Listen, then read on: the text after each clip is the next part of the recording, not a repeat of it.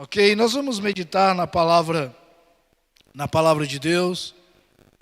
Se você puder abrir aí a sua Bíblia, eu gostaria que você abrisse sua Bíblia no Evangelho, segundo escreveu João, capítulo 4. Nós vamos meditar a partir do versículo 43 até o versículo 54. Pastor John, no último domingo, fez uma meditação até o versículo 42 desse capítulo 4. E nós vamos então dar continuidade e temos feito assim. Graças a Deus temos andado aqui, eu e o pastor John, de forma muito bem alinhada e temos o mesmo pensamento teológico e de modo que trabalhamos com a exposição do texto. Então, nós não temos dificuldade em seguir de onde o outro parou. Então, o pastor John foi até o verso 42, na sua exposição, domingo passado, de modo que nós vamos seguir aí a partir do verso 43 até o versículo 54. Um texto que fala da cura do filho de um oficial do rei. Diz assim a palavra do Senhor. Passados os 2 dias, ele partiu dali para a Galileia. Dali é Sicar. Jesus estava em Sicar e saía então ali de Sicar e vai para a Galileia, volta para a Galileia. Versículo 44. Porque Jesus mesmo havia declarado que um profeta não recebe honras em sua própria terra. Logo que chegou a Galileia, os galileus o receberam, porque tinham visto todas as coisas que fizera em Jerusalém por ocasião da festa da Páscoa, pois também eles tinham ido à festa. E foi novamente para Caná da Galileia, onde havia transformado água em vinho. Havia ali um oficial do rei, e o seu filho estava doente em Cafarnaum. Quando ele soube que Jesus viera da Judeia para a Galileia, dirigiu-se a ele e rogou-lhe que fosse e curasse seu filho que estava à beira da morte. Então Jesus lhe disse: se não contemplardes sinais e prodígios, jamais crereis. E o oficial suplicou-lhe: Senhor, vá antes que meu filho morra.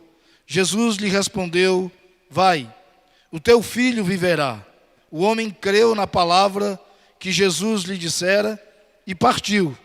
Enquanto se dirigia para casa, seus servos foram ao encontro dele e lhe disseram que seu filho estava vivo. E ele lhes perguntou a que hora ele havia melhorado. Ao que lhe responderam: a febre o deixou ontem à hora 7ª, aí por volta das 13 horas, 1h da tarde. O pai reconheceu que naquela mesma hora Jesus lhe afirmara: o teu filho viverá. E ele creu com toda a sua família. Este foi o segundo sinal que Jesus fez ao voltar da Judeia para a Galileia. Essa cura de um filho de um oficial do rei, ela completa o chamado ciclo de Caná no Evangelho de João. Um ciclo que começa e termina com um sinal realizado por Jesus em Caná da Galileia. Este ciclo começa com um milagre que Jesus vai operacionalizar numa festa de casamento em Caná da Galileia. O capítulo 2 desse Evangelho de João nos dá conta disso. Ali começa o chamado ciclo da Galileia, e o ciclo de Caná, melhor dizendo, e termina com mais um sinal realizado no mesmo lugar, em Caná da Galileia.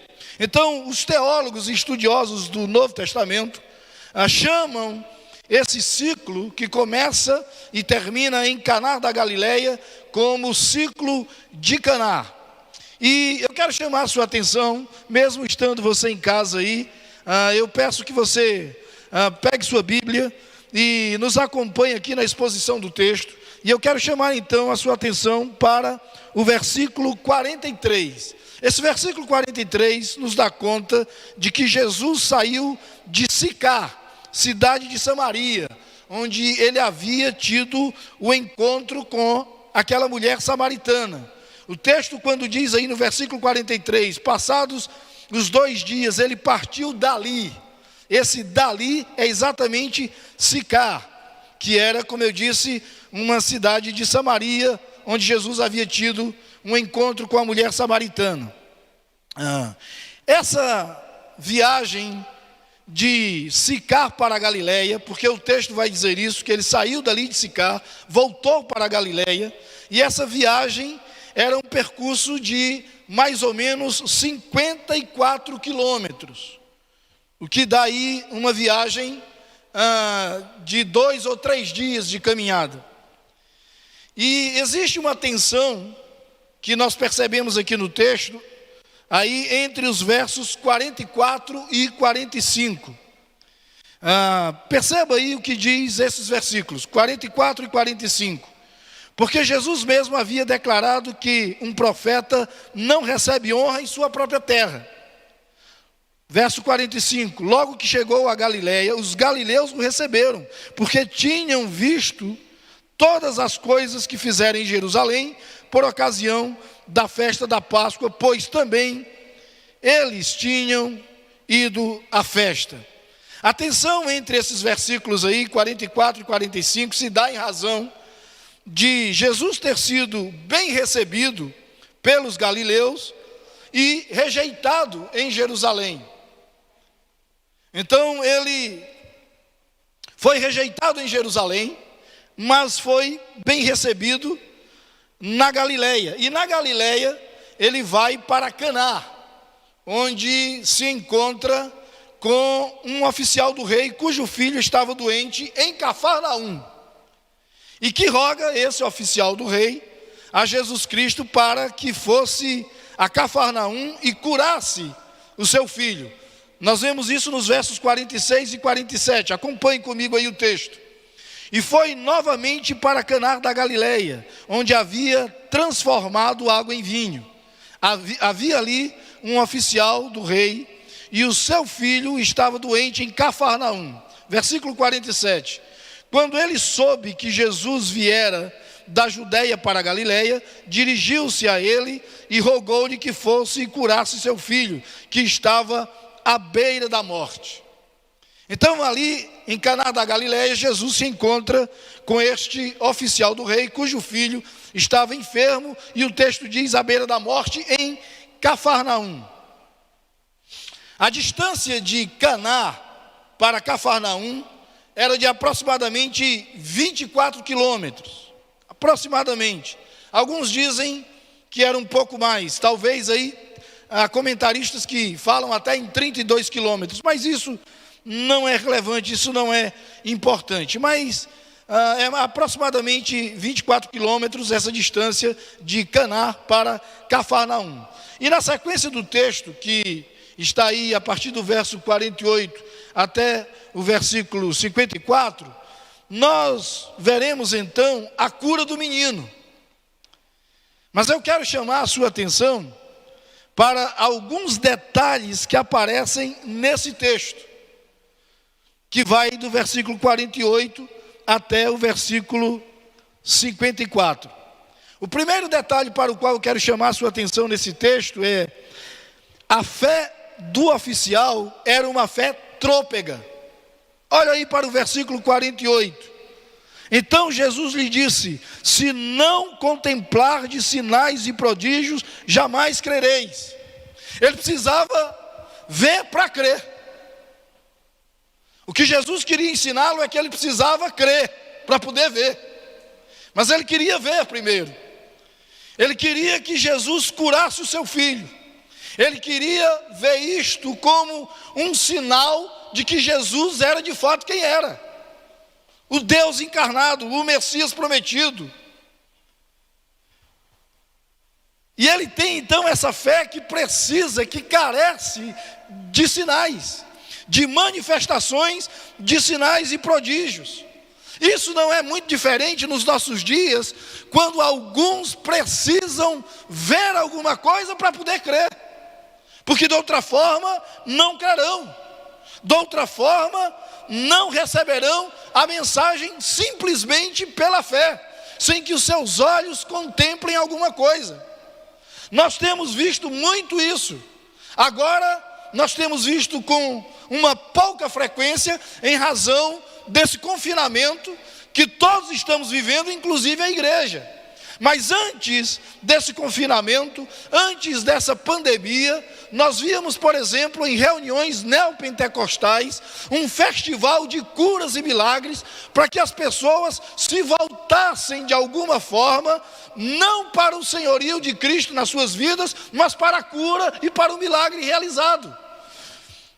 Havia uma necessidade dessas igrejas neopentecostais de estarem protagonizando isso, curas e milagres, sinais e prodígios, para que a sua fé estivesse apoiada em alguma coisa que elas pudessem ver. Era o caso desse homem aqui. Por isso que Jesus diz aí no verso 48, se não contemplardes sinais e prodígios, jamais crereis. Você não tem condição de crer se você não contemplar um sinal, se você não contemplar um prodígio. De outra forma, Jesus está dizendo, você tem uma fé trôpega. Então a primeira coisa para a qual eu quero chamar a sua atenção aí nesse texto é exatamente essa. A fé do oficial era uma fé trôpega. A segunda coisa para a qual eu chamo a sua atenção no texto aí é que a distância ou qualquer outro obstáculo não é um impedimento para o agir de Deus. Eu vou repetir isso. A distância ou qualquer outro obstáculo não é um impedimento para o agir de Deus. Veja aí os versos 49 e 50, depois que o homem então pede que Jesus vá a Cafarnaum para curar o seu filho. Veja o que está dito aí nos versos 49 e 50. E o oficial suplicou-lhe, Senhor, vá antes que meu filho morra. Ele queria que Jesus fosse e que Jesus fosse logo, que Jesus se apressasse, porque ele tinha medo de que depois de percorrer esses 24 quilômetros, que era a distância de Caná para Cafarnaum, Jesus chegasse ali atrasado e o menino já tivesse morrido. E aí veja o que Jesus diz para ele no verso 50. Jesus lhe respondeu, vai, o teu filho viverá. Vai, o teu filho viverá. Quando Jesus diz isso, o homem creu na palavra de Jesus. O homem creu naquilo que ele estava falando. Jesus estava dizendo para ele, eu não preciso estar lá. Eu não preciso ir com você.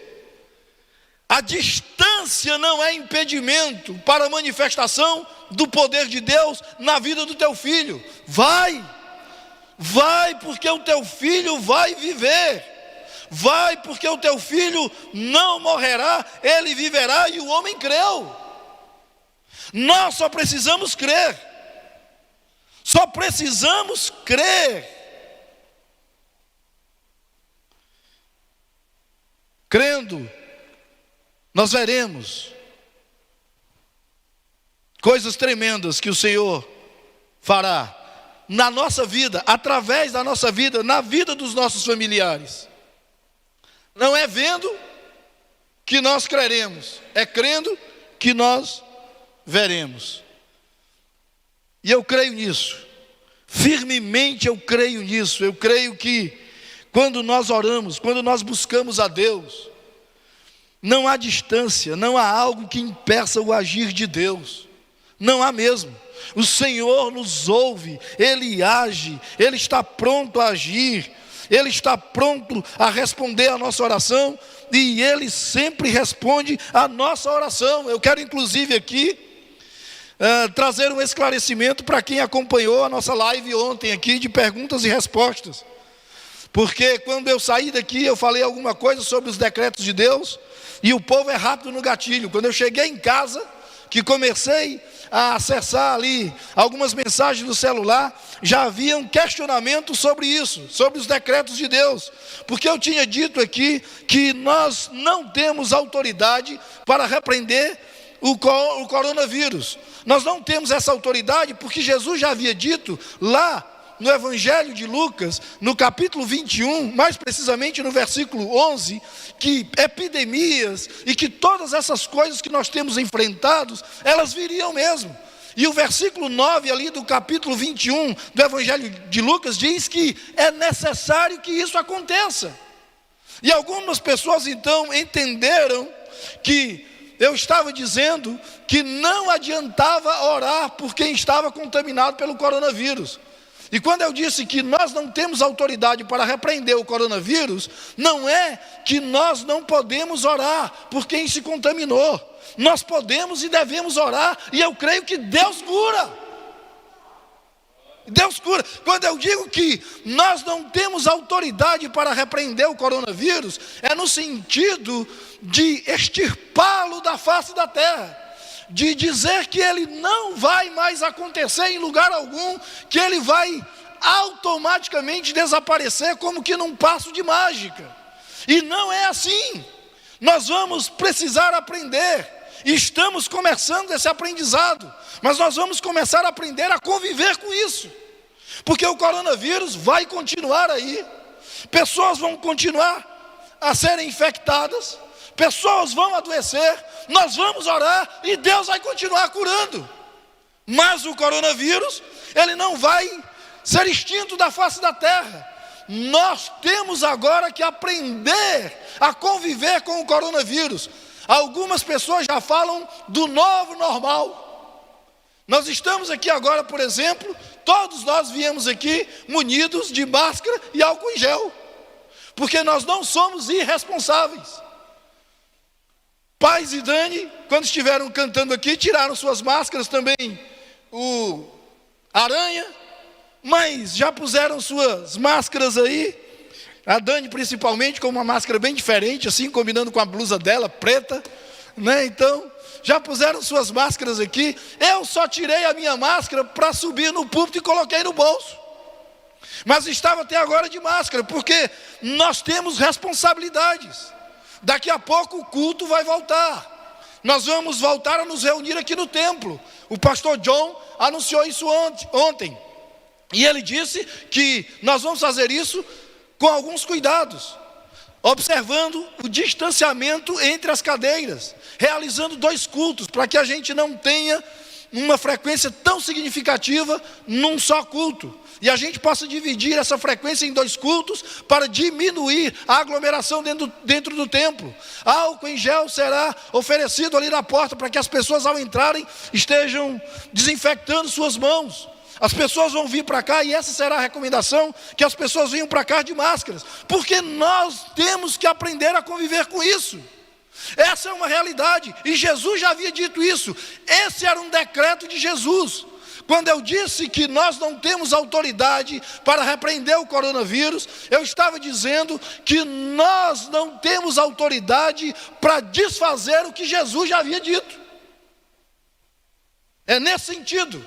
Mas não que nós não podemos orar. Repito, nós devemos orar, precisamos orar, e cada vez mais. Se eu não cresce no poder da oração, queridos, eu não estaria todos os dias, como eu tenho feito na minha casa, orando das 3 horas da manhã até 5 e pouco da manhã. Eu não estaria na madrugada orando a Deus, e até isso já me questionaram. Até isso, por que orar de madrugada? E se orar durante o dia, Jesus não vai ouvir, não? Eu sei que Ele vai ouvir, eu sei. Mas por que eu gosto de orar de madrugada? Primeiro, por causa do silêncio, por causa da tranquilidade, porque está tudo dormindo, está tudo quieto. E eu gosto, quem quiser me chamar de fanático ou de alguma outra coisa, chame, mas eu gosto de orar olhando para as estrelas. Eu gosto de levantar a cabeça, olhar para o céu estrelado, e parece que eu estou tendo assim um contato está tão próximo com Deus que ele é quase que tocável. Então eu gosto disso. Se você não gosta disso, ore de manhã, ore de tarde, ore na hora que você quiser, mas deixa eu orar de madrugada. Outra coisa, do lado da minha casa tem uma construção. E aí, cedo da manhã, começa uma barulheira da construção. Barulho de serra, de motor, de gente batendo. Márcia levanta cedo, e quando Márcia levanta, começa a me pedir para ajudá-la nos afazeres domésticos. Eu já recebi um intimato ali para limpar uma porta. Ela disse: ó, tem mofo nessa porta, e você tem que limpar a porta. Eu tenho responsabilidades domésticas dentro de casa, tenho que sair para comprar alguma coisa, vou fazer isso, vou fazer aquilo. Então, durante o dia a coisa é muito tumultuada. Agora na madrugada, tudo se aquieta. Márcia está dormindo, não pede para eu limpar a porta, não tem louça para lavar, porque eu já tenho lavado a louça do jantar. Está tudo certo, tudo tranquilo.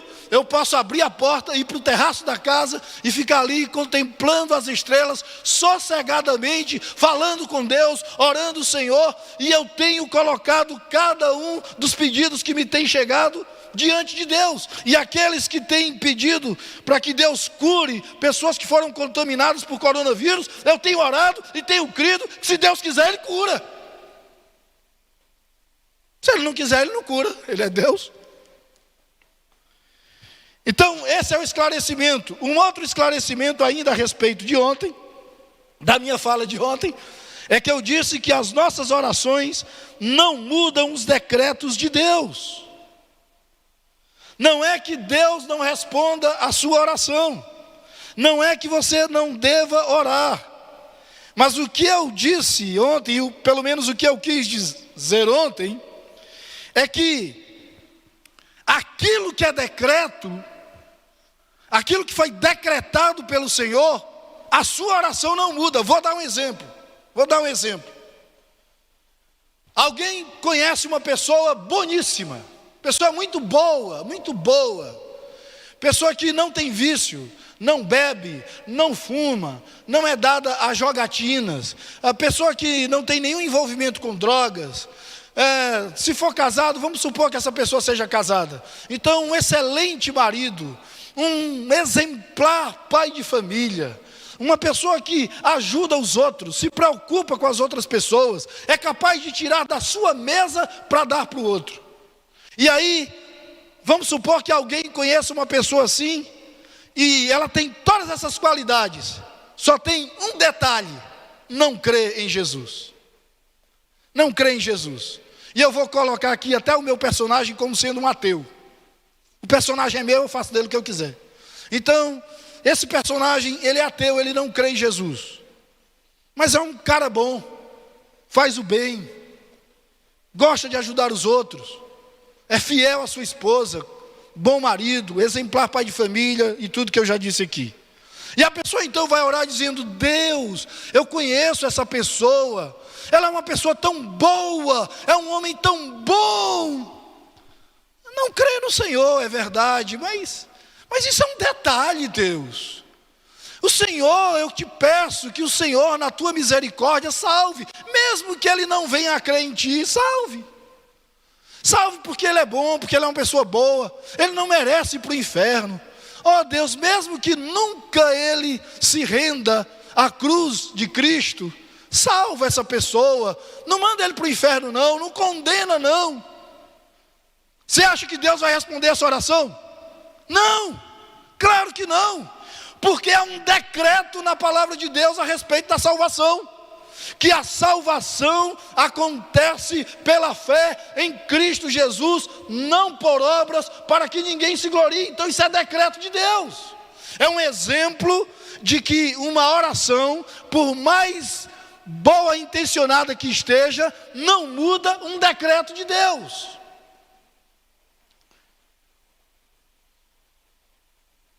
Vocês lembram de Pedrão, discípulo?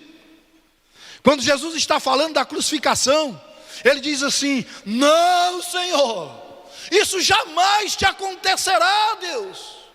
Não, Jesus, isso não vai acontecer contigo não, Senhor. que é que Jesus diz para Pedro? Para trás, Satanás. Porque foi para isso que eu vim. Ou seja, havia já um decreto de Deus que Jesus teria que vir e morrer na cruz, e a sua morte é que nos redimiria dos nossos pecados. Então, mesmo Pedro estando bem intencionado, coitadinho de Jesus, não, Senhor, isso não vai acontecer com o Senhor não. O Senhor olha para ele e diz: para trás, Satanás, isso vai acontecer, tem que acontecer. Tá certo? Então eu espero ter esclarecido aí e justificado minha fala de ontem.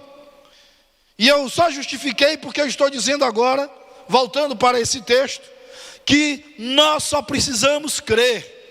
E que quando cremos, não há impedimento para o Senhor agir, não há distância, não há nenhum obstáculo que possa impedir o Senhor de agir, quando nós oramos e cremos no seu agir, no agir de Deus, no poder de Deus.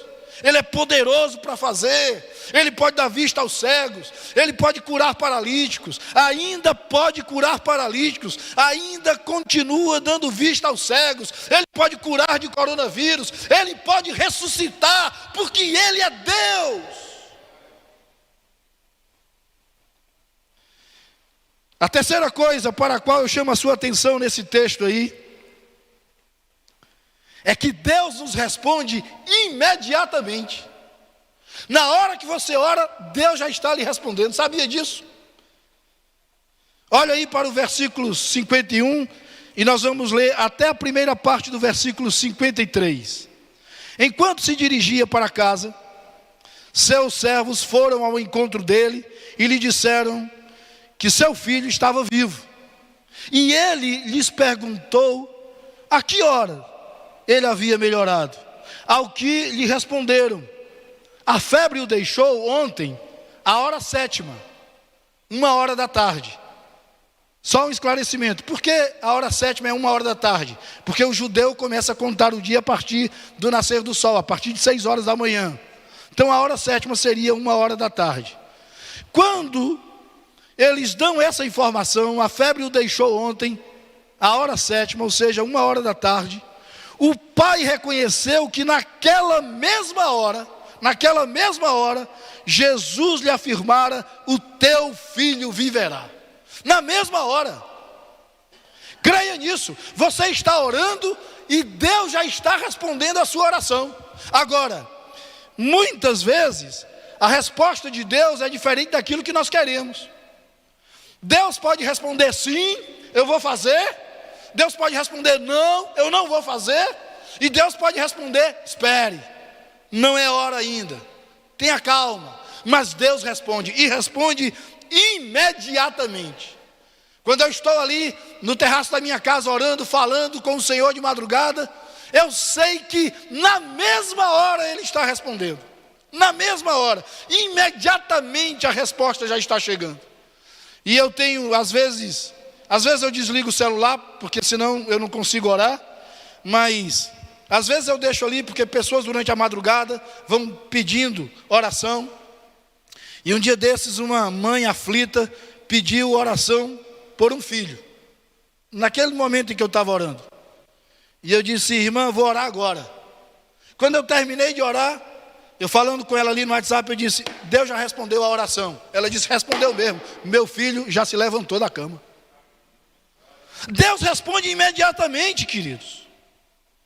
E em quarto lugar, quarta coisa para a qual eu quero chamar a sua atenção nesse texto aqui, é que a ação do poder de Deus em nossa vida desemboca no alcance de Deus em relação a toda a nossa casa. Olha aí o final do versículo 53, diz: e ele creu com toda a sua família. A ação do poder de Deus na nossa vida desemboca no alcance de Deus com relação a toda a nossa casa. Vou dizer uma coisa para você: mesmo que os nossos olhos não vejam, mas nós precisamos crer no agir de Deus, mesmo que os nossos olhos não creiam. Eu dava aula num seminário em Caruaru, E eu tinha um aluno lá que já era pastor, mas ainda não tinha feito seminário, tinha sido ordenado já pela sua igreja, por causa da necessidade da igreja ter mesmo um obreiro, e ele tinha todas as credenciais para um pastorado, e a igreja então o ordenou e ele assumiu o pastorado de uma igreja. E um dia depois da aula, ele me chamou aflito assim num canto, me pediu até para... Interessante que nesse dia eu não tinha ido de carro para o seminário, eu tinha ido de ônibus. Eu não lembro exatamente porquê, mas nesse dia eu não fui de carro. Geralmente eu ia de carro, estacionava o carro ali, perto do seminário, ia para a minha aula. Mas nesse dia eu fui de ônibus. Não lembro se o carro estava no prego, eu não lembro. Porque eu tive um carro que era Pois É, o apelido dele. Porque os irmãos perguntavam, pastor, e o carro? Eu disse, pois é, irmãos, está na oficina de novo. Aí, eu sei que era o Pois É, e eu não lembro se nessa época o Pois É estava na oficina. Eu sei que eu não fui de carro para o seminário, eu fui de ônibus. E ele inclusive disse, pastor, eu quero lhe dar uma carona, porque eu quero conversar com o senhor. E ele estava muito aflito, e eu disse, pois não, irmão, eu aceito a carona e vamos conversar. Ele disse, não vou tomar o seu tempo. Eu disse, meu irmão, eu tenho até 6 horas da manhã, daqui até 6 horas da manhã, não vou fazer nada não. Então tem a noite toda para conversar. Ele me deu essa carona, e ele parou o carro por alguns instantes ali, num determinado momento, desabou em prantos, chorou, não conseguia falar nada, e eu deixei que ele extravasasse, que ele chorasse. Tinha alguma coisa que ele precisava colocar para fora. Eu dei tempo para ele, quando ele se recuperou, ele encostou-se assim no banco do carro, do lado do motorista, onde ele estava, e ele disse, pastor, eu perdi o meu filho. E eu perdi o meu filho de uma forma muito trágica. Meu filho morreu, e o filho dele tinha morrido, acho que estava com 1 semana, alguma coisa assim, poucos dias. Meu filho morreu num acidente de carro, aqui em Caruaru, e ele estava embriagado. Quando ele falou do acidente, eu até lembrei do acidente que foi noticiado, e um rapaz faleceu. Eu disse, rapaz, eu lembro desse acidente, foi noticiado aí. Ele disse, era o meu filho. Ele voltava de uma festa, e ele estava embriagado. Ele morreu bêbado. E a maior angústia do meu coração, pastor, nesse momento, e eu jamais pensei que passaria por uma dor dessa, é saber que o meu filho foi para o inferno. E eu disse, por que você acha que seu filho foi para o inferno? Ah, pastor, ele morreu embriagado. Ele vinha de uma festa. Deixa eu te fazer 2 perguntas. Primeiro, você pregou alguma vez na sua vida, dentro da sua casa? Imagino que sim, mas para o seu filho? Pastor, todos os dias, eu pregava o evangelho para ele. A outra pergunta que eu quero fazer para você é, você alguma vez na sua vida orou pelo seu filho? Pastor, todos os dias. Eu não deito sem antes, ou pelo menos não deitava, sem antes orar pela vida dele. Quando ele saía para as farras, para as bebedeiras, ele saía, mas ele saía debaixo das minhas orações. E eu disse, pois deixa eu lhe falar uma coisa em relação à morte do seu filho. Se você pregou para o seu filho, se você orou pelo seu filho, você não pode ter certeza de onde ele está agora. Você só pode ter esperança. Porque se seu filho lembrou de alguma palavra que foi dita a ele, no momento último da sua vida, no segundo final da sua existência, ele lembrou, e só deu tempo ele falar, eu me arrependo. Eu quero dizer para você que seu filho foi salvo, se isso aconteceu. E é muito provável, é bem provável. Como eu disse, nós não podemos ter certeza, nem eu nem você, só podemos ter esperança. Mas há uma probabilidade muito grande dele ter lembrado das suas mensagens, da sua palavra de evangelização em relação a ele.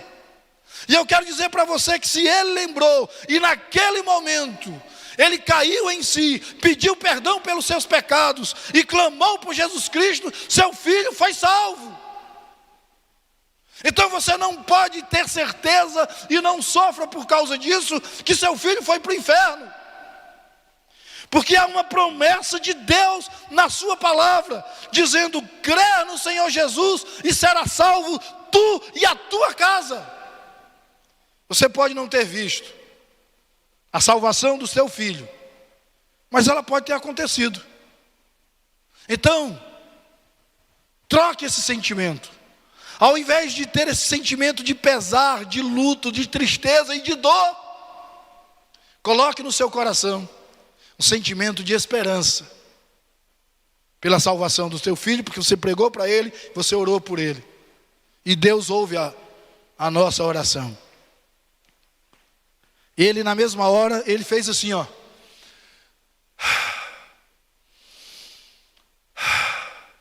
Aí ele disse: pastor, o senhor tirou um peso de 1 tonelada de cima dos meus ombros.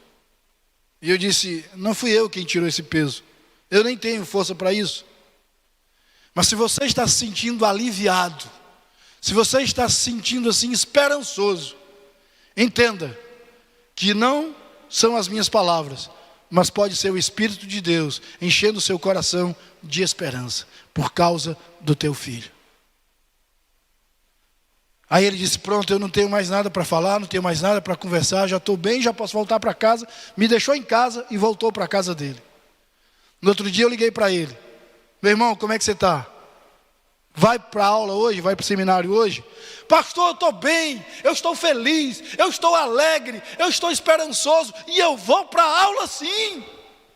Vou porque o meu coração agora tem esperança. E a mensagem que o Senhor me trouxe, as palavras que o Senhor me falou, eu transferi para minha mulher e ela se renovou. E a nossa casa foi renovada. E nós estamos com o coração cheios de esperança, porque cremos que Deus pode ter salvado o nosso filho. E eu disse: amém. Louvado seja o nome do Senhor. E é essa palavra que eu quero deixar para você nessa noite. Essa palavra, eu espero que encha o seu coração da mesma esperança que encheu o coração daquele homem com o qual eu falei ali na cidade de Caruaru. E entenda isso. Entenda que a distância ou qualquer outro obstáculo não é impedimento para o agir de Deus na nossa vida. Nós só precisamos crer. Entenda isso. Entenda que Deus responde às nossas orações imediatamente.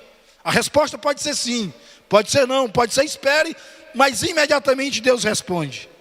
E entenda também que a ação do poder de Deus na nossa vida desemboca no alcance de Deus em toda a nossa casa e alcança a nossa família.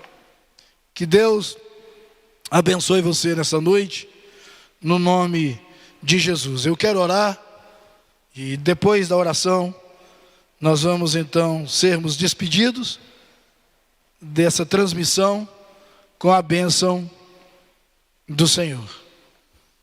Santo Deus, que a palavra do Senhor tenha encontrado espaço nos corações que a ouviram nesta noite. Que pessoas que necessitavam dessa palavra sejam por ela alcançadas. Deus Santo, que o Senhor traga transformação, que o Senhor traga vida onde só tem nesse momento morte, que o Senhor traga esperança onde só existe desesperança, que o Senhor traga alegria onde só tem tristeza, que o Senhor promova a festa onde só tem luto, que o teu poder haja e nós cremos que Ele agirá na vida das pessoas que ouviram essa palavra. E quem sabe alguns agora estão orando comigo dizendo: Senhor, olha para mim, Senhor, cuida de mim, Senhor, olha para minha casa, Senhor, olha para os meus, Deus, cura os que estão enfermos dentro da minha casa. Quem sabe alguns estão agora orando comigo nesse momento, e eu creio que o Senhor os responderá em nome de Jesus. Que o Senhor seja a resposta desse povo. Que o Senhor seja aquele que acalma o coração aflito nesta noite. Que o Senhor seja aquele que transforma tudo que precisa ser transformado, para que haja abundância de vida dentro da nossa casa. Nós te oramos assim agradecidos, no nome de Jesus. Amém.